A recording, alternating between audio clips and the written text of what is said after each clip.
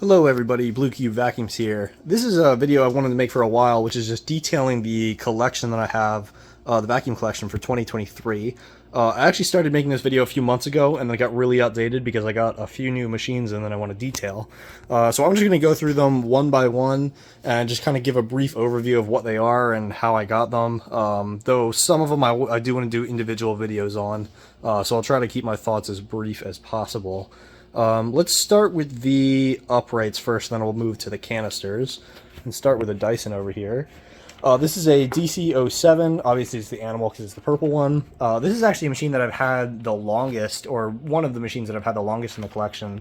Though it's unfortunately doing that thing that a lot of older Dysons do, where the plastic is literally just becoming super brittle. You can see the other day, I tried to pick it up by the handle, and the handle just cracked. So yeah, I don't use this one much anymore. It just kind of sits down here. Next to that, you have a Eureka Comfort Clean. This is a trash find vacuum. The reason they threw it out is because the handle here, you can see I did JB weld it back on. Luckily, they put the handle out as they were throwing it on the curb, so I was able to just put it back there. But yeah, otherwise a pretty unremarkable bagless machine. It's got some kind of nice features on it, but the motor, you can tell, is not very happy. It's starting to go out. I tried to clean it up as best I could, but yeah. Next to that is a Samsung. I don't even know what this is actually called. It has a really long model number associated with it, but the only reason I have this is because it was really, really heavily discounted at Sears, back when Sears was a thing. There was another one that had a weird, it was like a stick vacuum attached to the wand here that you could use separately from the main unit. This is not that one. This is like the base model. Yeah, it's a weird, it's kind of like a Dyson ball ripoff. And it has these weird, like, cambered wheels that they just don't roll well at all. It's not a great machine. I don't know. Usually Samsung makes decent vacuums, but this is not a great one. Next to that is a Dirt Devil. What is this? A Breeze? Yeah, Breeze bagless. This is one that I've had, again, really, really long, and it's actually held up really well. I bought this new quite a while ago, and it's been through basically every major house renovation. It sucked up plaster dust, drywall dust, whatever, it doesn't matter.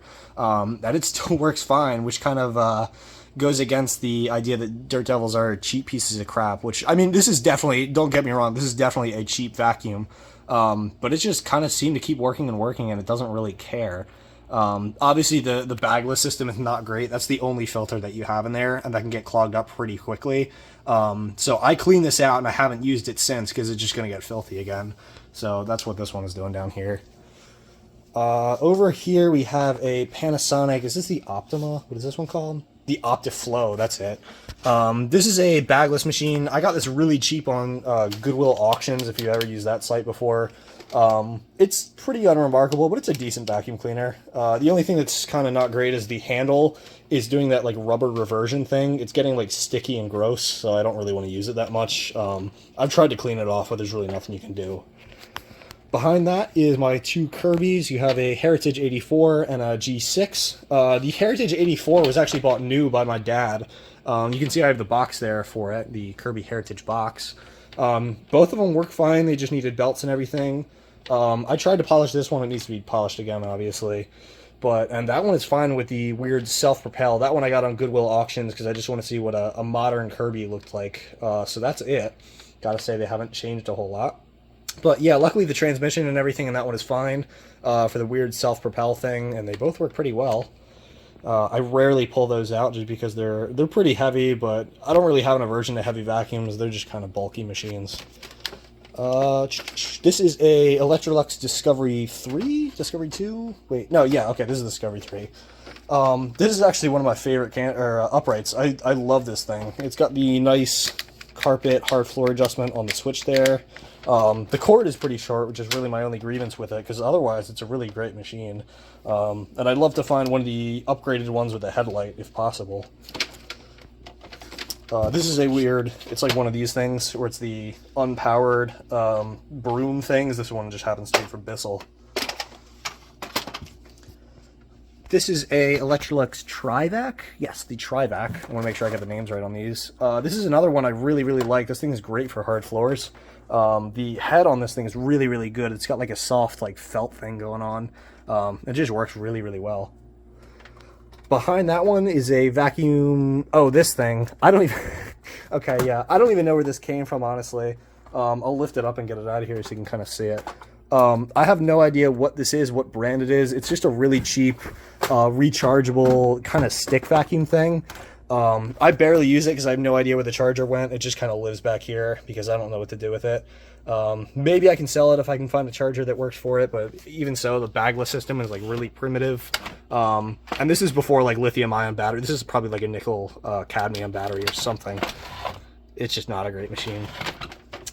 And behind that one, this is kind of where I keep the stick vacuums. This is a Hoover Quick Broom. I absolutely hate this vacuum. This was another that you can see. I paid $6 for it at Goodwill. And yeah, the suction, there's like no suction to it. I tried to take it apart to see if something was wrong with it, but it's not. It's just the suction is terrible. The little thing down here, the brush roll is non-serviceable. And I was never able to get it spinning because the belt broke on it, and you can't get into it because it's a non-serviceable brush roll. So, yeah, this is honestly, if I had to throw out a vacuum, this would be it, or sell it, or I don't even think anybody wants it. So, that's the one. That's one of my least favorite vacuums in the collection. Up here is this is kind of where I keep the direct air machines, apart from the Kirby's over there, obviously. This is a Hoover convertible. This is another Goodwill machine. A lot of these are Goodwill machines. A lot of these are thrift store machines. A Hoover convertible. Yeah, I've had this one for a really long time as well. It's been a great vacuum though, honestly. I've never had any problems with this. It's one of the base models without the headlight. You can see there, not in great shape, it's a little bit scratched up, but it still works excellent, so I've never had any problems with this one. A Eureka HP, or just, I guess you can consider this the Eureka Ultra. Another direct air vacuum. I bought this because I like the color of it. Obviously it's got a nice blue hood there. Another just kind of simple direct air machine. It works pretty well, and haven't had any problems with it. It needs a new belt though. You have a Eureka commercial heavy duty thing. This was again a Goodwill auctions machine. This one was kind of a pain when I bought it. The bag was blown up inside it, and obviously being a direct air machine, because it's pushing air into the bag just like it'll blow up everywhere as opposed to getting like sucked into a pre-motor filter. So this whole kind of bag thing had to be washed, and that was just a little bit of a pain. But other than that, I cleaned it up as best I could. And again, it's just like if you need to clean like a large room of just carpet, these two machines are probably what I would go for. Behind that you have, I'll try and get this out of here as best I can so you can actually see what I'm talking about here. This is a Eureka the Boss bagless. This is a weird machine because they make this in a few configurations. They actually make a cordless version of this, and it's just a really, really simple bagless machine. Though it does have, what's kind of nice actually, is a brush off shut off, which is pretty rare for something like these really, really cheap vacuums. They usually don't have anything like that. So that's kind of nice, but really just what sets it kind of as a not great vacuum is the really primitive bagless system that just gets clogged up almost immediately. Here we have 6 other bagless machines that I keep in the middle of these two shelves. Most of these are Panasonic-made Kenmores. That one is. Obviously the IntelliClean is, and then you have the... this is a Eureka World Vac, and the whole reason I bought this is because it's in really, really good shape. The graphic on it, I just thought that was such a cool looking graphic. And it's like not scratched up at all. I don't know who buys a Eureka World Vac and just doesn't use it. Mainly because this thing is like a piece of shit. It's just it's so cheap. Like as soon as you try to use it, the creaking noises that it makes are just terrible. I'm glad I have it because it's like, I don't think any of these would have survived out in the wild. Because they're just like, even just picking this up and using it, like you can tell it wants to fall apart. So that's the Eureka World Vac. This is a Kenmore, not made by Panasonic, but made by PhoneMate, which was an alright machine. It's really, really heavy. Typically I don't mind heavy vacuums, but this one is just like ridiculous. Let me move that over actually. It's stuck on the bumper. There we go. So yeah, this is the second one I've had of these actually. The first one, the motor burned up, and then like 2 days later, one of these popped up on eBay for really, really cheap, and I'm like, yeah, I'll have another one of those. So that's that. Not great, but it's decent enough.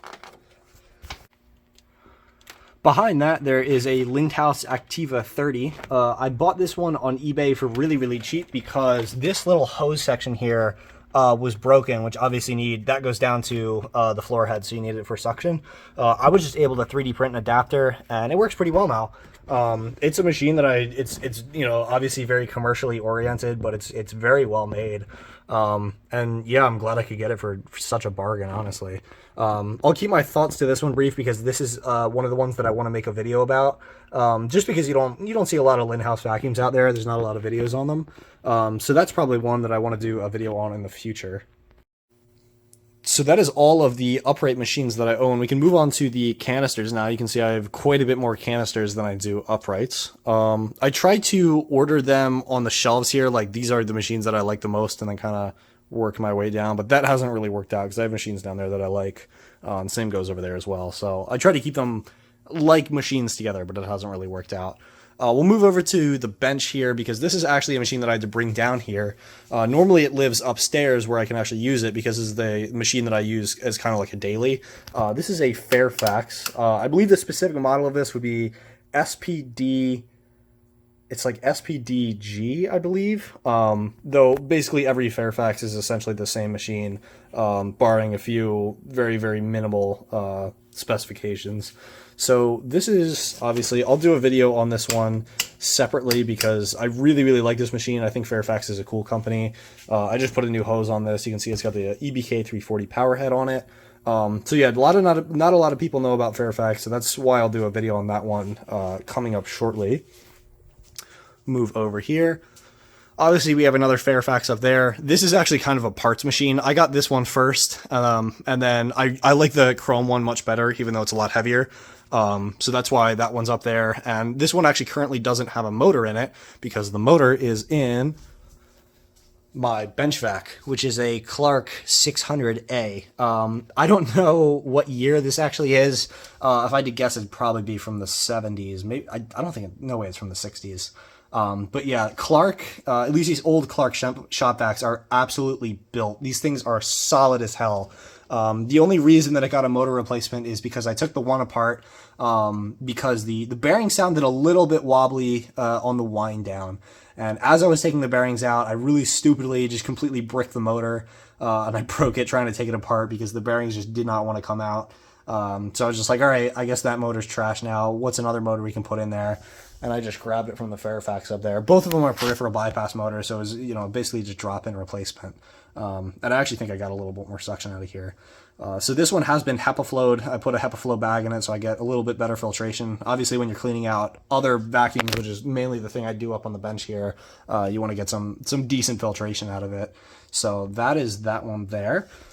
That's probably the last you'll see of that shop vac, honestly, because it just lives under the bench and runs all day. Might as well, as we're talking about Clarks here, we'll just talk about this one for a second. This is a Clark WD6. This one was really cheap on eBay. I already had my other one first, and then I saw this one come up on eBay, and I absolutely jumped at the opportunity for it. This one is, I believe it's older, but I don't know for sure. It's missing the rubber bumper around here, but it's no big deal. So yeah, I just love the way these things look. They're so solid. They're extremely well built. Just like ridiculous quality.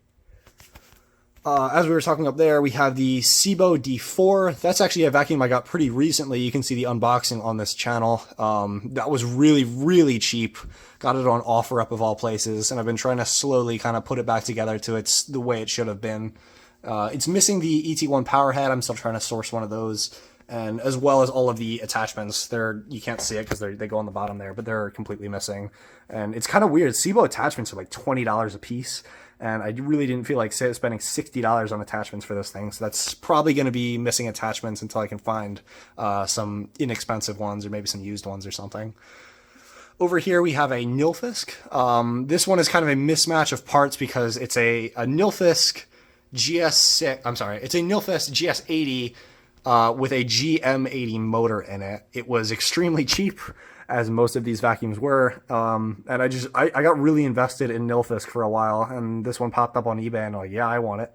So that's kind of what that one's about. It needs a good cleaning, honestly. I've been kind of neglecting. It needs a polish and cleaning. I'm kind of neglecting service on that one.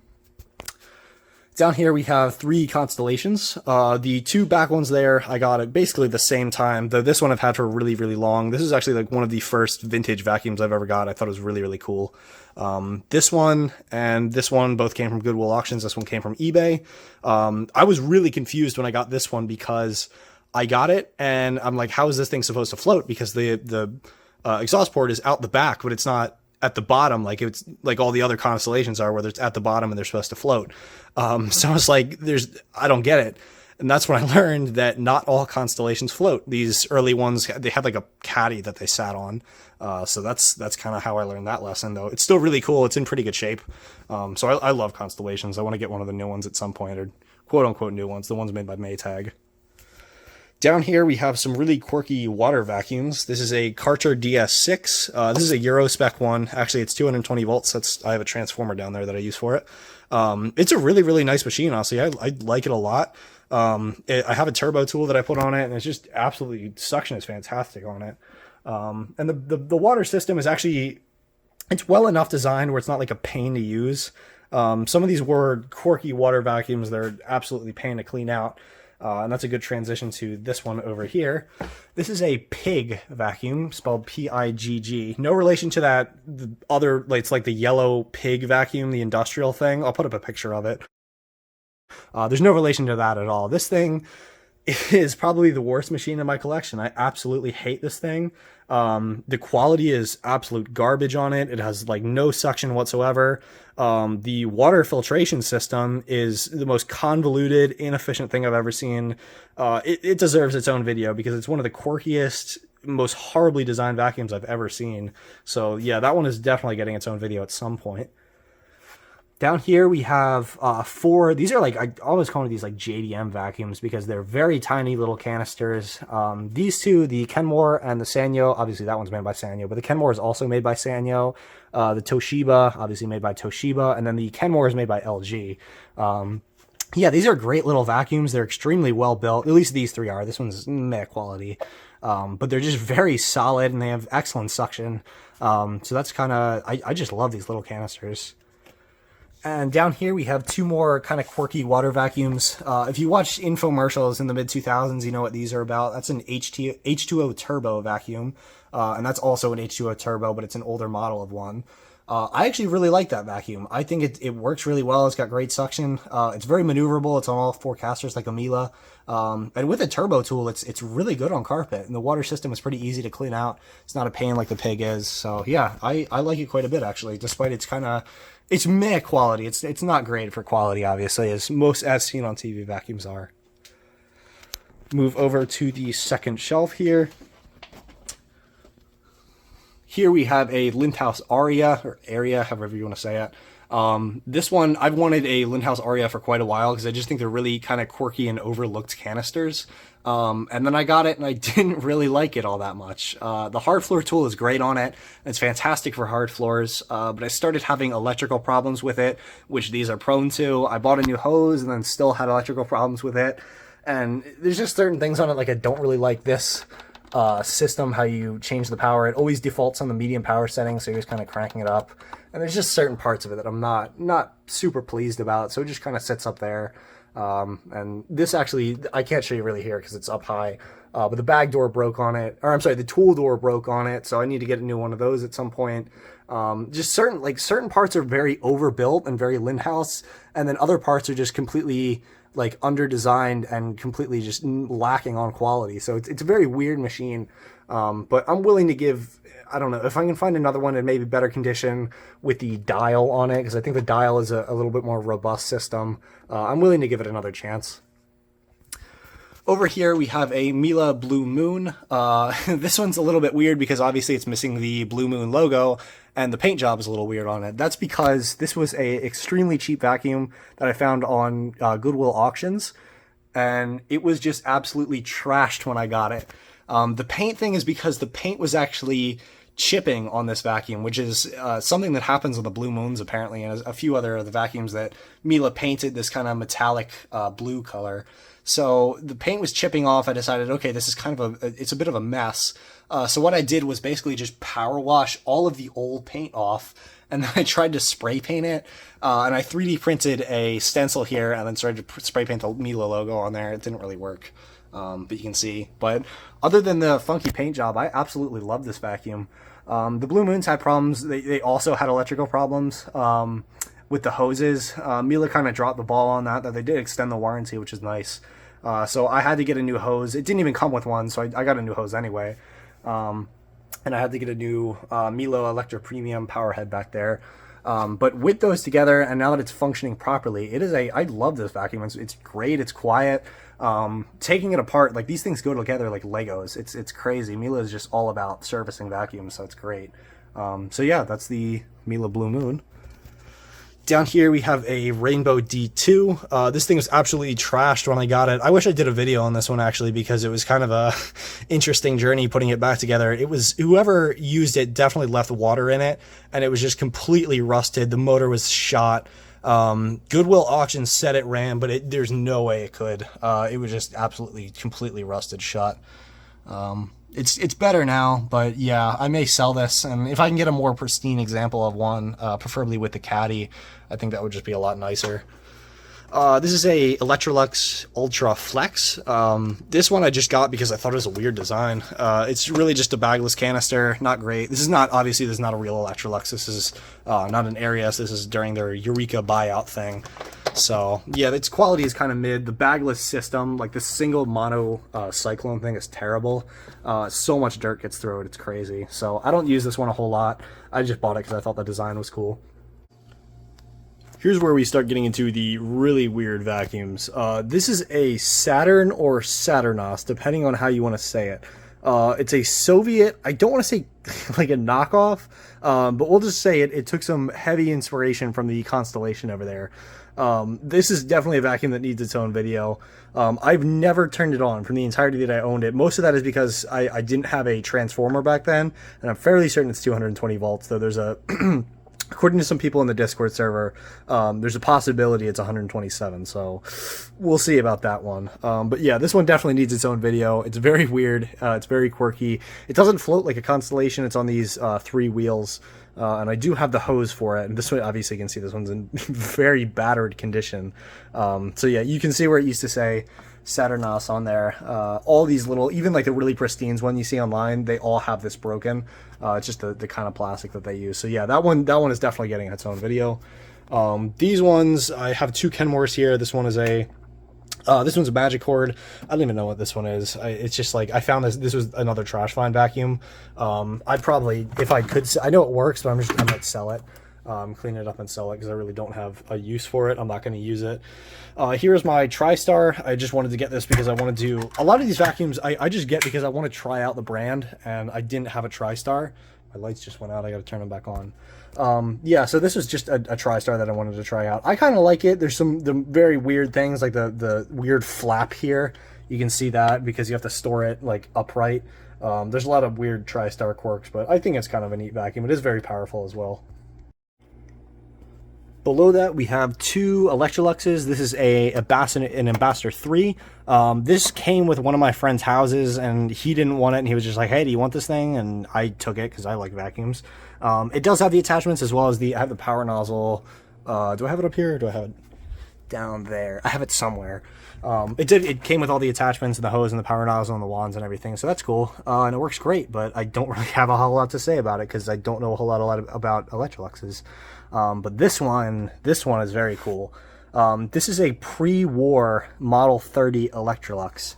I got this at Habitat for Humanity, the resale store, for like $12. It came with the hose, the wands, as well as this Bakelite floor tool, which is really cool because they were trying to conserve metal for the war.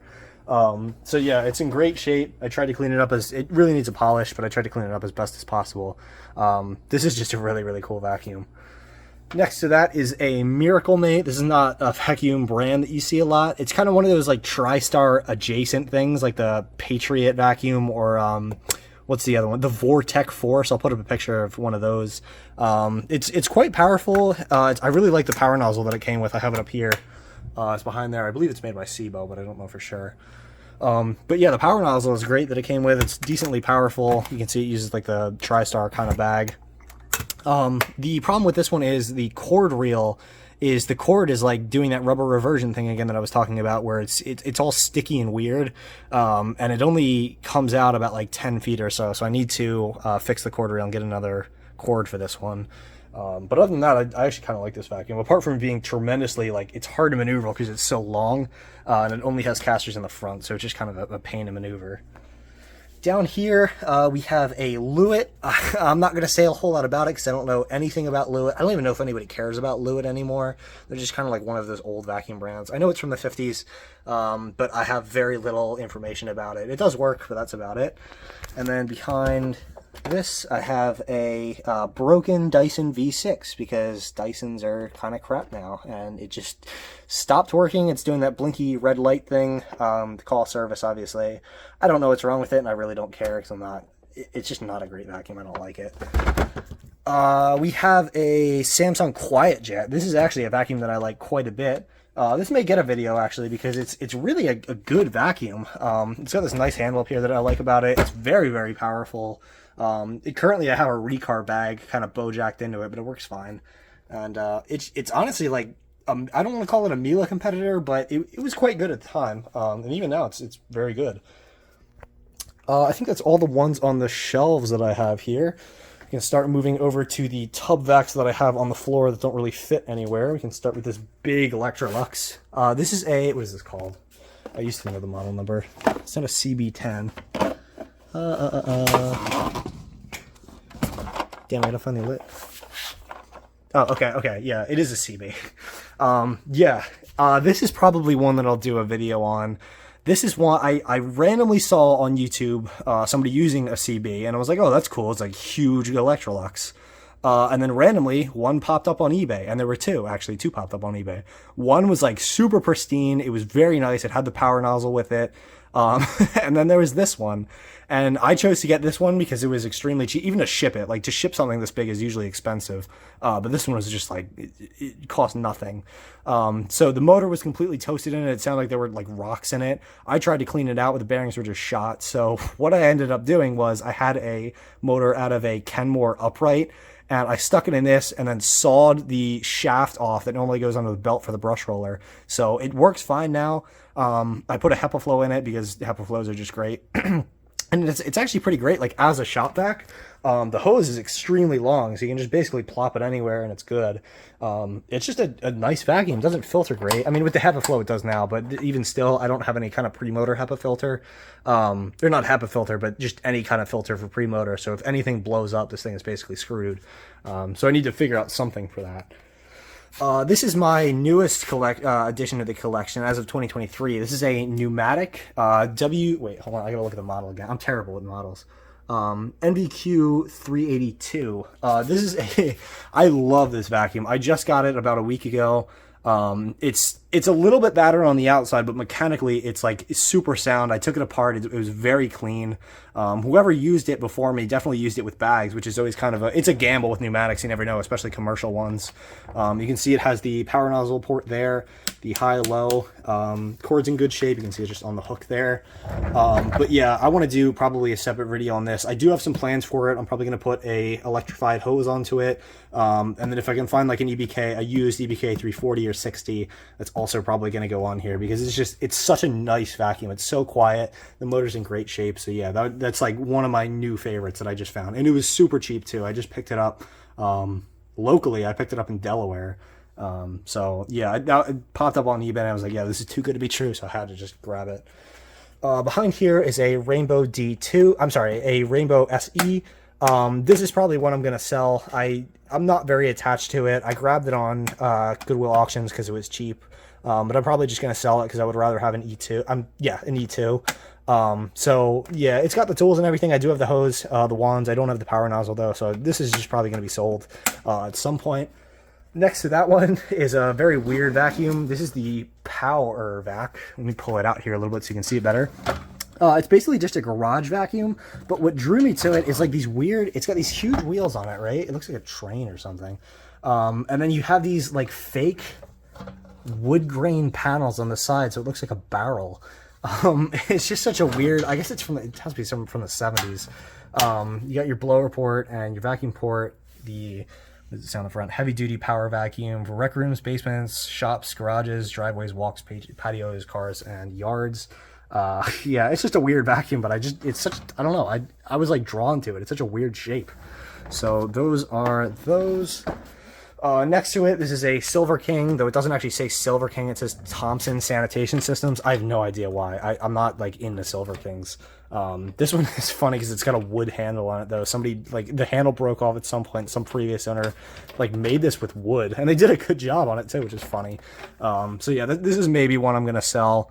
I just wanted to try out a Silver King because they're so, I mean, when they were sold, they were ridiculous amounts of money, which is just funny to me, so I wanted to try one out. In front of that, talking about ridiculous amounts of money, here's a Filter Queen Majestic. I actually kind of like this vacuum, though. I like looking at this vacuum, but I don't like using it. Obviously because of Filter Queen's weird, filter setup with the cone, and it's bagless, and it's kind of a pain to empty. But yeah, it's in pretty good shape. I like it, but it's just, I don't like using it. So there you have it. Next to it, you have a VAX 121. These are much more common across the pond, but I actually managed to find a US spec one here, and it was local as well. There's another one I picked up locally. So yeah, it's in good shape. I have all the shampooing stuff with it. I use this occasionally, actually, as like a kind of a shop bag, but I make sure I have the bag in it. This is something I need to adapt to HEPA flows at some point.